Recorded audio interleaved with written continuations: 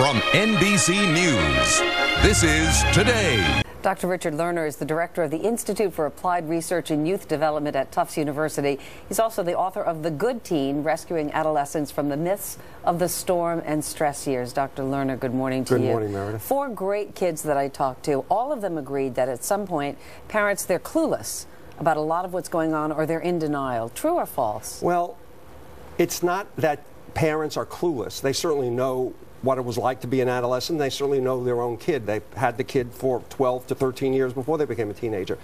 But parents do deny that their kid has foibles. In part, it's out of love, and it's also in part because parents are challenged by the stereotypes that kids are just destined to be problems to be managed, and so they want to avoid that problem. Yeah, I think teenagers in particular get a bad rap, and parents tend to focus more on the negative. Why is that, and how do you reprogram yourself as a parent? You know, it's interesting. You know, at Tufts, we've been doing a study, the 4-H study of positive youth development. It's sponsored by National 4-H Council, Altria Corporation.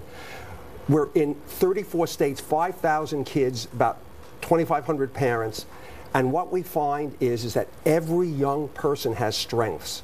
But parents, when you ask them about the strengths of young people, rather than talk about all these wonderful characteristics that mark a thriving kid, they talk about the kid as, well, they're not smoking, they're not drinking, they're not engaging in unsafe sex. Parents have bought into this bill of goods that what it means to be a good teen is the absence of bad, not the presence of good things. And when a teenager hears that, you're doing great, Billy or Shelley, because you're not smoking, what does it say in the kid's mind? What a dispiriting message to give a young person, that that they're doing good because of not failing as opposed to succeeding. So they're thinking, well, the bar is set so low, what could I do? My parents don't think that I'm capable of doing wonderful things, of thriving.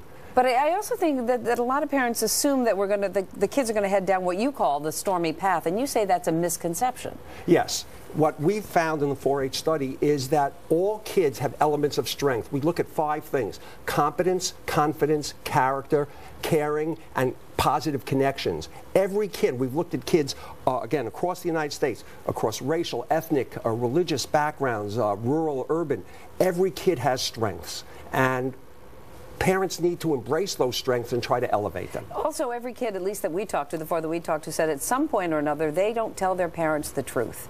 They're not totally honest with their parents. So given that, if parents know that, how do you build a trusting relation, and how do you set rules and boundaries for your kids? The first thing is that parents need to understand that kids are always struggling between trying to do good, trying to matter, trying to find meaning and positive purpose in life versus dealing with the challenges. You know, when I was growing up, there was a cartoon, a Walt Disney cartoon, a Goofy cartoon, and Goofy struggled with the good Goofy and the bad Goofy. The angel and the devil. Yeah, right. And that's what kids are like. They want to be good. They want to thrive, but they also have these real challenges, just like we do. And parents need to understand that struggle and help the kid navigate those waters. So much more to get to, Dr. Lerner. We've run out of time. Thank you so much for your insight.